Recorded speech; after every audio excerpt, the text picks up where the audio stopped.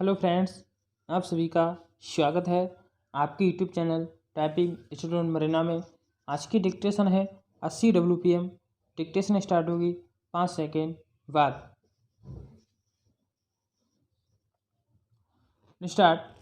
महोदय, पर्यावरण से तात्पर्य किसी एक व्यक्ति के परिवेश से नहीं वरन व्यक्ति के, समाज के, राष्ट्र के और इस सारी पृथ्वी के ही परिवेश से, जिसका प्रभाव व्यक्ति, समाज, राष्ट्र और सारे विश्व पर पड़ता है। पर्यावरण से तात्पर्य पेड़ पौधों, नदी पहाड़ या किसी तंत्र विशेष से नहीं वरन उस समग्र वास्तविकता से है जिस पर मानव मात्र का अस्तित्व और उसका संपूर्ण आध्यात्मिक एवं भौतिक विकास निर्भर है। अस्तित्व केवल शारीरिक स्वास्थ्य ही नहीं, मानसिक भी। स्वस्थ शरीर में स्वस्थ मन ही अच्छे स्वास्थ्य की परिभाषा है। शारीरिक स्वास्थ्य हमारे आहार पर निर्भर है, जिसका स्रोत इस पृथ्वी का जल थल वायुमंडल है। मानसिक स्वास्थ्य भी प्रकांतर से इन्हीं पर निर्भर है, क्योंकि जैसा खाए अन्न वैसा बने मन। स्वास्थ्य जीवन पर सबसे अधिक प्रभाव हमारे चिंतन का, हमारी परंपराओं का और उन सब परिस्थितियों का पड़ता है जो हमारे ऊपर आरोपित हैं या की गई हैं या की जा रही हैं। इसलिए पर्यावरण या परिवेश में जल थल वायु ही नहीं बल्कि वे सारे घटक महत्वपूर्ण हैं जिनका कुछ भी प्रभाव हमारे जीवन पर, हमारी क्रियाशीलता पर पड़ता है। जैसे हमारे विचार, हमारे आचरण और हमारी परंपराएं एवं संस्कृति आदि।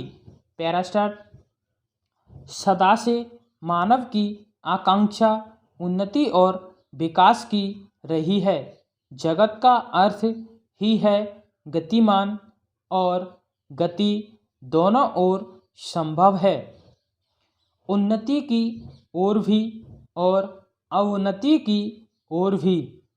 पहली को हम प्रगति कहते हैं, दूसरी को अगति, विगति, अधोगति या दुर्गति कह सकते हैं।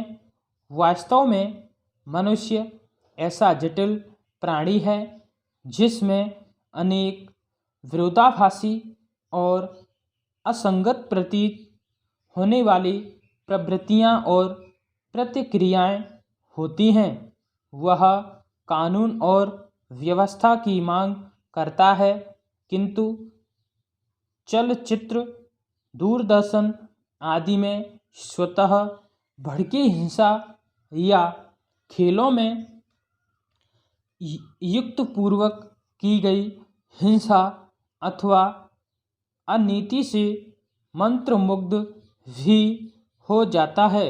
मनुष्य अपने ही जाति या वर्ग के व्यक्तियों के प्रति प्रायः बहुत अधिक प्रतिद्वंद्वी होता है, किंतु कोई बाहरी खतरा उपस्थित होने पर उनके प्रति हद से ज़्यादा सहयोगी बन जाता है।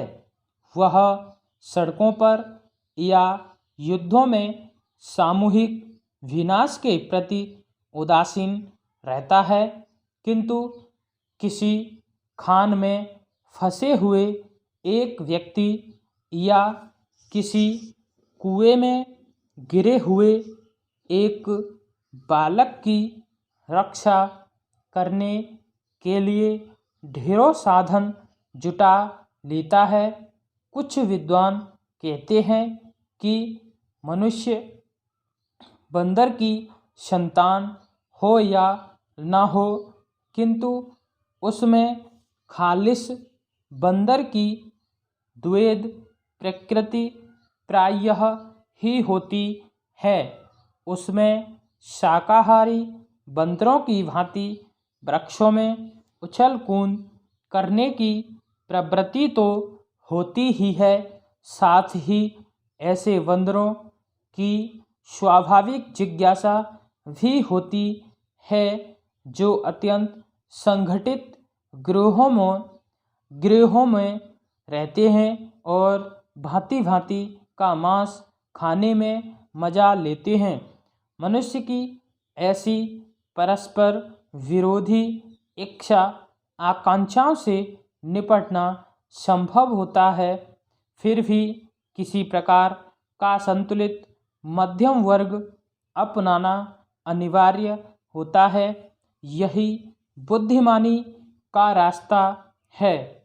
बुद्धिमानों ने मानव की मूलभूत आवश्यकताओं को 5 स्तरों में रखा है। स्टॉप। ताज़ा तरीन अपलोड्स की नोटिफिकेशन हासिल करने के लिए हमारे चैनल को सब्सक्राइब करें और साथ में दिए गए घंटी के निशान को दबाना ना भूलें।